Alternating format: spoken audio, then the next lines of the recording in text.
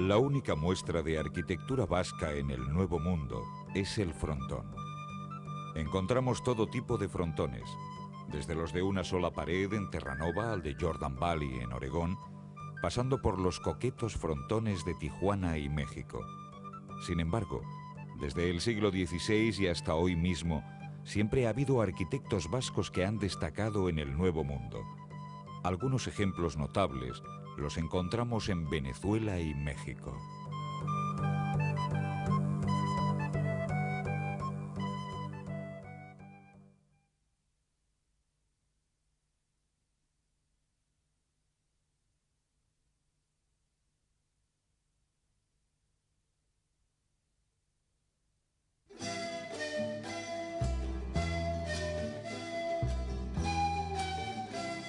Los primeros trazados de Caracas fueron efectuados después de la conquista. Caracas se fundó, por tanto, con el criterio colonial de los conquistadores. Desde los primeros tiempos de la colonia, ha habido maestros de obra y arquitectos vascos en el Nuevo Mundo. También han promovido magníficas construcciones que han llegado hasta nuestros días. En Venezuela se encuentran algunos de los ejemplos más relevantes. Son las casas de la Compañía Guipuzcoana de Caracas, perfectamente conservadas en La Guaira y Puerto Cabello.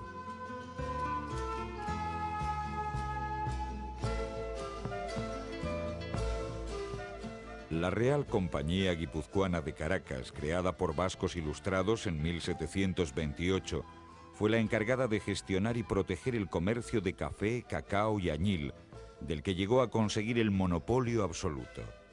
Durante medio siglo, la compañía controló la economía del país e influyó en su desarrollo. En este tiempo construyó almacenes, fábricas, casas de administración.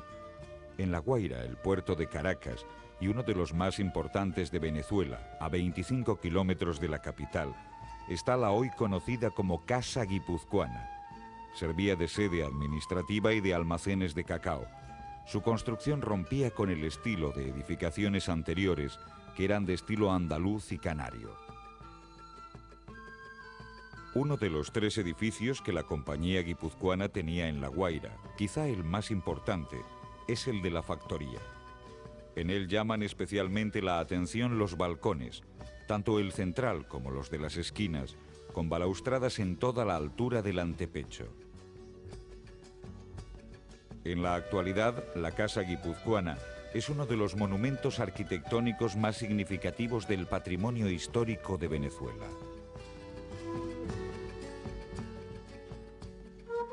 A diferencia del resto de las ciudades coloniales de Latinoamérica, que se fundaban según unas normas establecidas por el Consejo de Indias, Puerto Cabello tuvo un desarrollo específico al levantarse en una península. Puerto Cabello fue, asimismo, una de las sedes de la Compañía Guipuzcoana que dejó allí importantes muestras de su arquitectura.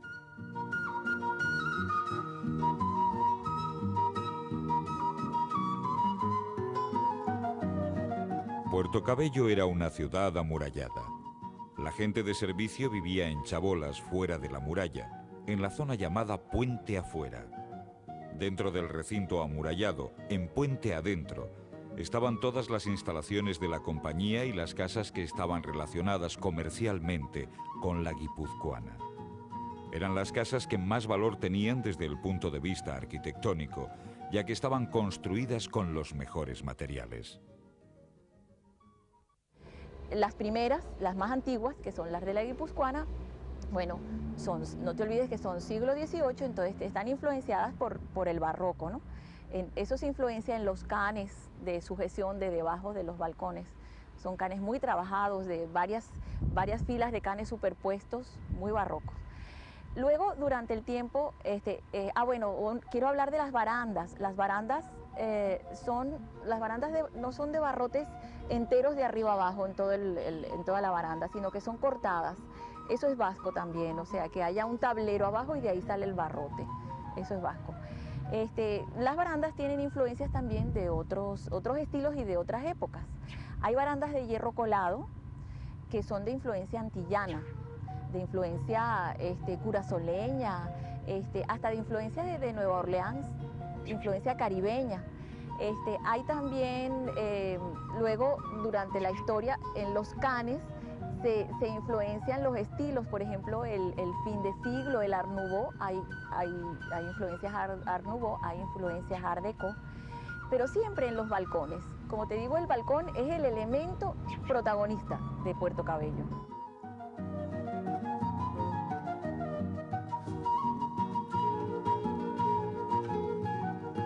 A pesar de que no fueron más de 50 los años durante los cuales los vascos tuvieron el monopolio del comercio de los productos de Venezuela, su presencia es patente en nuestros días.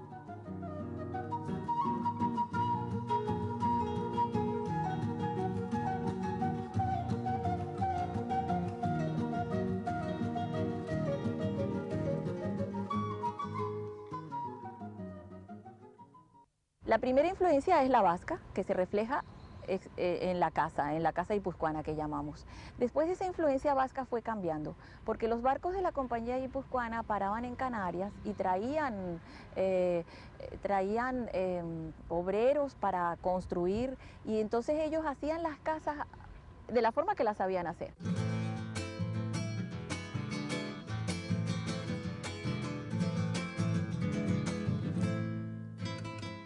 Desde el comienzo de los 90 se está procediendo a la restauración de la parte histórica de Puerto Cabello, una zona que incluye no solamente la parte colonial. La restauración se está llevando a cabo con gran cuidado.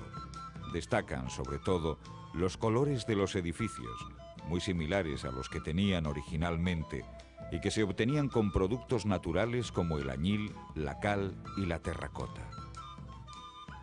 Una de las calles más populares de Puerto Cabello es la de los Lanceros. En ella, para facilitar el transporte de los bultos de café de un edificio a otro, se construyó un pequeño puente, tal vez su elemento más significativo.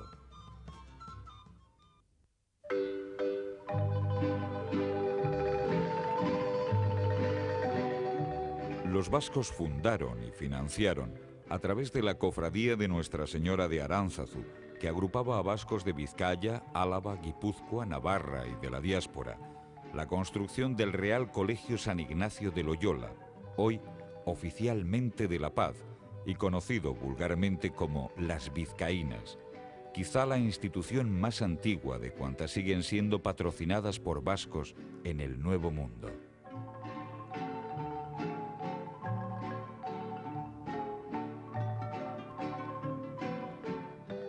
Ha habido a lo largo de la historia de México más de un arquitecto vasco de importante relevancia. Uno de ellos fue Pedro de Arrieta. Y es un arquitecto muy importante en la colonia, ¿no? A fines del 17, precisamente, ya lo tenemos trabajando ya en la iglesia de San Miguel, en las torres de San Miguel. Tiene obras muy importantes, tiene una obra muy fecunda, tiene muchísimas obras, pero bueno, pues las más importantes serían la de la Basílica de Guadalupe, que es una iglesia que tiene un culto muy especial en México, muy especial, muchísimo culto. Claro que a través de la historia, esto se acaba, la iglesia de la Basílica de Guadalupe se termina como en 1709, ¿no? y luego tiene muchísimas intervenciones posteriores, hasta que ya en este siglo, ¿sí? A mediados de este siglo, digamos que se ha abandonado cuando se ha hecho ya la nueva basílica.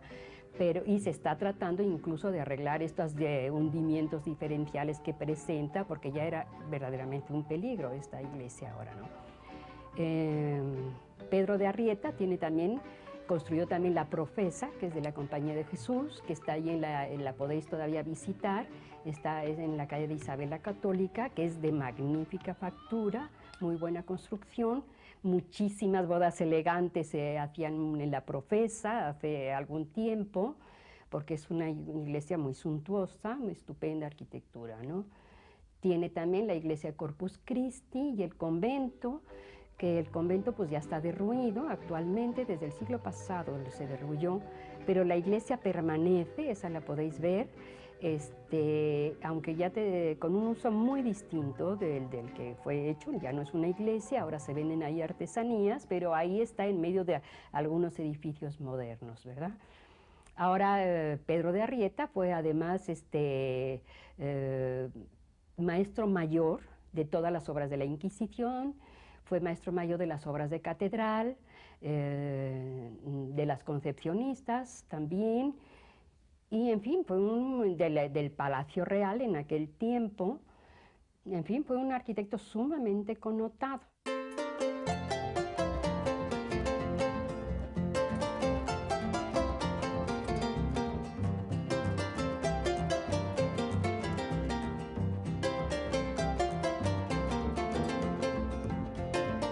A mediados del siglo XIX destaca en el México independiente la figura de un arquitecto vasco, Lorenzo de la Hidalga, nacido en la localidad alavesa de Maeztu. Fue cofrade de Aránzazu y participó en la reparación del Colegio de las Vizcaínas.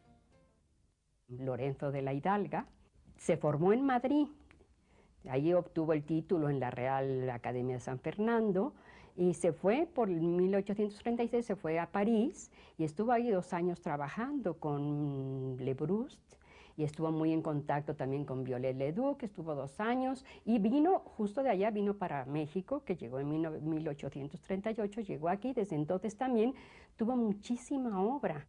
El que era el nuevo ciprés de catedral, que era de un diseño estupendo, desgraciadamente no de muy buenos materiales.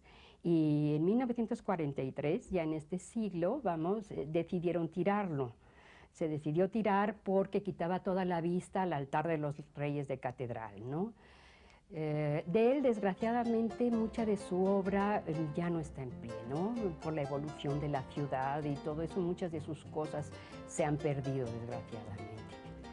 Bueno, él fue miembro enseguida de la Academia de San Carlos, que ya se había formado para entonces, ¿no? Y estaba la Cátedra de Arquitectura Civil, y llegó a ser académico de mérito ahí en la Academia de San Carlos. Su obra también, que le dio mucho nombre a él, fue el Gran Teatro Nacional, que se llamaba. Se construyó y estaba en las calles de Bolívar, justo donde remataba 5 de Mayo, ¿no? Esta obra es muy importante y al decir por ejemplo, de Revilla, que es un crítico de arte, que era un crítico de arte bueno, decía que era la mejor obra del México independiente. Tenía otra plaza de toros, también en la Avenida Juárez, esa también se ha perdido. Yo creo que de las pocas cosas que siguen en pie de él es la cúpula de la Capilla del Señor en la iglesia de Santa Teresa. La iglesia no es proyecto de él ni construcción de él, pero en un momento dado que fue necesario reponer la cúpula, lo hizo él, y es una cúpula también con un trazo interesante, muy esbelta, con un tambor muy elevado, donde están incluidas las ventanas, un óculo al centro, en fin, está muy bien resuelta, muy bien hecha.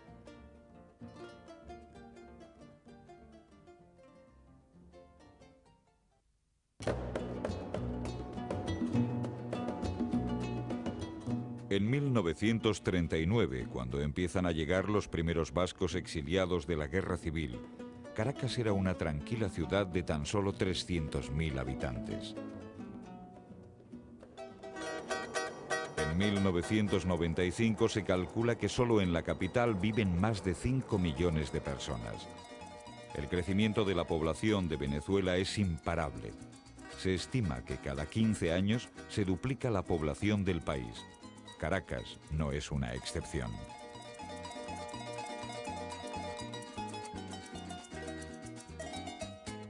La ciudad, que se extiende a lo largo de un valle de 28 kilómetros de largo y 4 de ancho, ha experimentado muchos cambios a lo largo de la historia. En todo este periodo ha sido importante la presencia de arquitectos vascos que han contribuido a la construcción del país.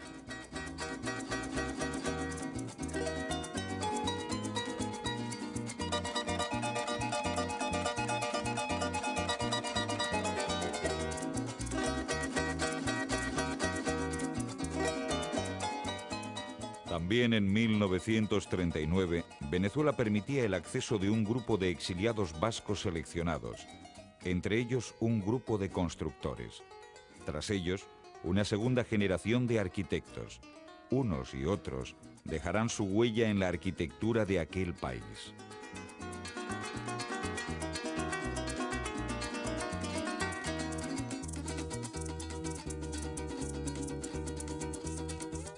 Si bien en la actualidad, a excepción de algunas muestras folclóricas de estilo vasco en restaurantes vascos o en algunas casas del barrio de Las Mercedes, ambos en Caracas, no se puede hablar de una arquitectura de influencia o de estilo vasco.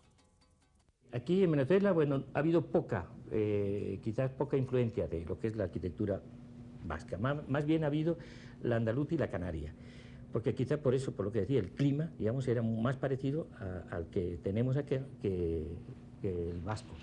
El vasco, lo sabemos, ustedes que acaban de llegar allí lo saben más que yo, que llevo ya aquí 56 años nada más. Entonces, allí tienen un clima muy duro, un clima húmedo, un clima donde hay grandes lluvias, donde las ventanas son pequeñas, donde los techos son inclinados para la lluvia y la nieve. Y mal se pudiera traducir, digamos, que hubiese habido una influencia directa para acá.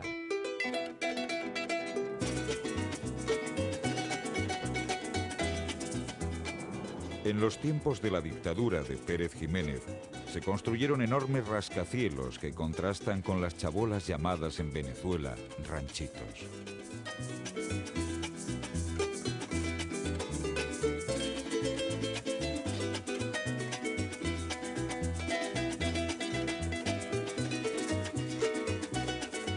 Los arquitectos vascos de Venezuela, como sus colegas de otros orígenes, han debido dar respuesta al grave problema que representa el crecimiento vertiginoso de las grandes ciudades venezolanas. Lander Quintana, hijo de exiliados vascos, es hoy uno de los profesionales más destacados del país. Ha ocupado cargos tan relevantes como el de presidente del Instituto Nacional de la Vivienda y profesor de la Facultad de Arquitectos. En 1991 recibía el Diploma de Honor del Hábitat otorgado por Naciones Unidas. Desde el Consejo Nacional de la Vivienda sigue trabajando para tratar de paliar el grave problema del déficit de alojamiento. Ya ha desarrollado numerosos proyectos de vivienda popular en Venezuela, algo que, en su opinión, incluso podría trasladarse a Euskadi. A pesar de que el problema teóricamente era más sencillo de resolver, yo observé que las familias jóvenes, que los jóvenes que recién se casaban o que tenían necesidad de vivienda, les era muy difícil obtener las viviendas, sobre todo por los costos a que se estaban desarrollando las pocas viviendas que se estaban haciendo. Yo me preocupé mucho, entonces decía, bueno, es que, por ejemplo, aquí se pudieran utilizar criterios que aquí estamos utilizando hace años y que ahora con más fuerza estamos ocupando dentro del Consejo Nacional de la Vivienda aquí en Venezuela, que era el de la vivienda de crecimiento progresivo, por ejemplo. El que a una familia se le puede entregar una vivienda en una etapa inicial de 35, 40 metros, o menor quizás, y que progresivamente pueda ir haciéndola crecer, o bien en vertical o bien en horizontal. Y esto unido a algo que también a mí me llamó mucho la atención, a que la población se organizara para eliminar los intermediarios especulativos con la vivienda. O sea, hablaría de la autogestión en vivienda, hablaría de el cooperativismo, ¿por qué no? Una de las cosas que a mí me llamó mucho la atención y que yo sé que en Euskadi ha habido, es que es un gran sentimiento cooperativo. Mondragón es un ejemplo de eso, digamos, uno de los emporios del cooperativismo. Sin embargo, me preocupó que en vivienda hay muy poco cooperativismo allá. Eso no sé a qué se debe. Yo creo que si se unieran, digamos, lo que es el cooperativismo, si se uniera la población organizada, si se uniera eso con la vivienda evolutiva, se pudiera llegar a costos mucho menores y a mucho más al alcance de mucha de la población que actualmente no le queda otro remedio que seguir viviendo con su familia dentro de su vivienda.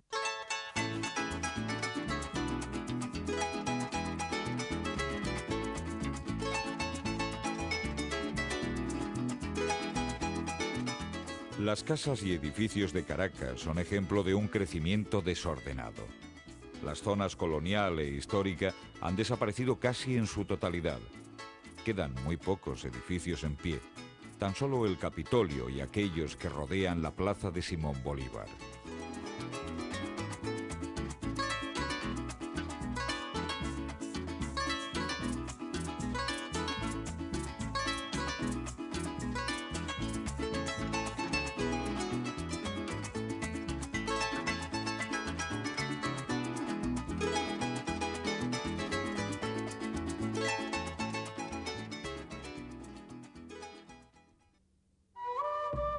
Los Ordorica son una familia de grandes arquitectos. Destaca sobre todos el hermano mayor, Imanol Ordorica, uno de los mejores arquitectos de México de este siglo. Tenía poco más de 8 años cuando llegó exiliado con su familia a este país. Estudió bachiller en el célebre Colegio Madrid, fundado por Indalecio Prieto, y se hizo arquitecto en la Universidad Nacional Autónoma de México, en la que enseñó durante más de 30 años. Abarcó todos los géneros de la arquitectura, pero tal vez destacan las grandes obras, como la Universidad de Anáhuac, una de las de mayor magnitud.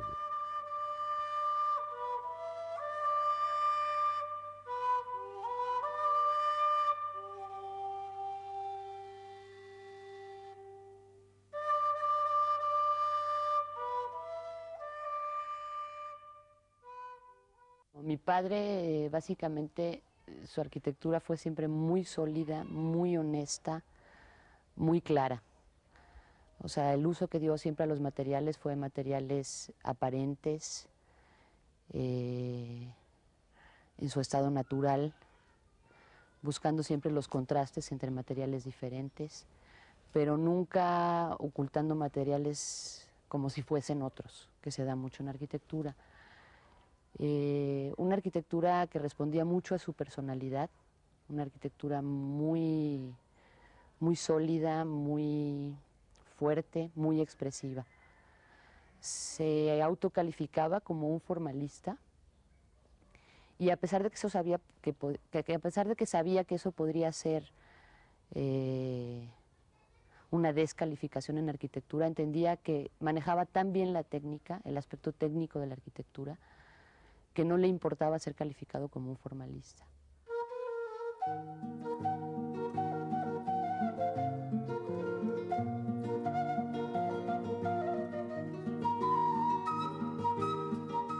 Imanol Ordorica, en una carta enviada al Congreso Mundial Vasco, se definió a sí mismo como vasco sin dejar de ser mexicano y mexicano sin dejar de ser vasco. En México le conmovía lo vasco. Una de sus raras obras de decoración es el restaurante Guría.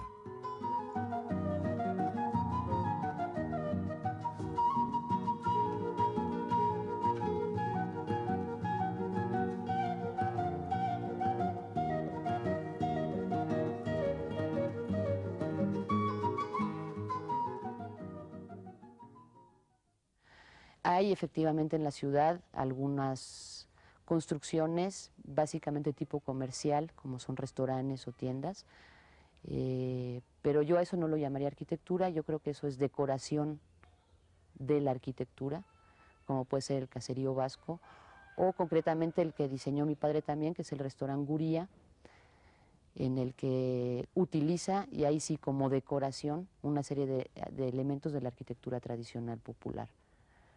Pero no era su manera de hacer arquitectura, probablemente lo hace por tratarse de un restaurante vasco.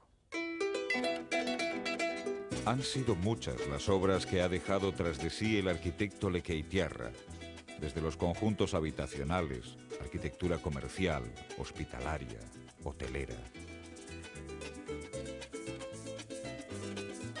Su hija María José, gran conocedora de la obra de Imanol Ordorica, sigue la tradición familiar y es desde hace unos años socia del estudio fundado por su padre.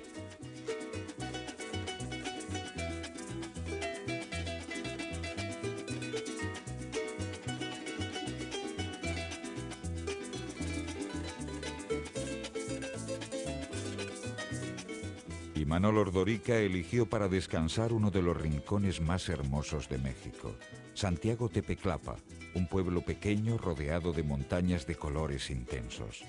Es aquí donde construye una de sus obras, quizá menos fastuosa, pero sin duda más entrañable. En ella interpreta un caserío vasco, quizá inspirado en aquel de Bedarona del que saliera su abuelo siendo casi un niño, para trabajar como pastor en el estado de Idaho. Esto, por ejemplo, es una interpretación de un artista contemporáneo de ciertos valores de una arquitectura tradicional. Justo en la época en que él diseña Santiago Tepeclapa, está cambiando mucho en su forma de hacer la arquitectura, en su forma de hacer la pintura y la escultura. Se da él cuenta que tiene que, no como una cosa forzada, pero que tiene que haber un cambio en su expresión y lo refleja en las tres áreas plásticas que manejaba. En Santiago Tepeclapa, por ser una casa además que iba a habitar él, se da el lujo de tomar como referencia la arquitectura vasca. Él dice que esta casa y el diseño de esta casa está inspirado en un caserío vasco, y a pesar de que cuando lo vemos los arquitectos o lo ven las gentes no resulta evidente, hay una serie de valores que él empieza a manejar que no manejaba antes. Se suelta mucho más, pierde mucho de su manera tan estricta de diseñar, empieza a incorporar elementos que antes no utilizaba, materiales que antes no utilizaba, y sí, empieza a ser manifiesto eso que él quería conseguir, que era soltar un poco y perder un poco esa rigidez, ese manejo tan austero de la arquitectura.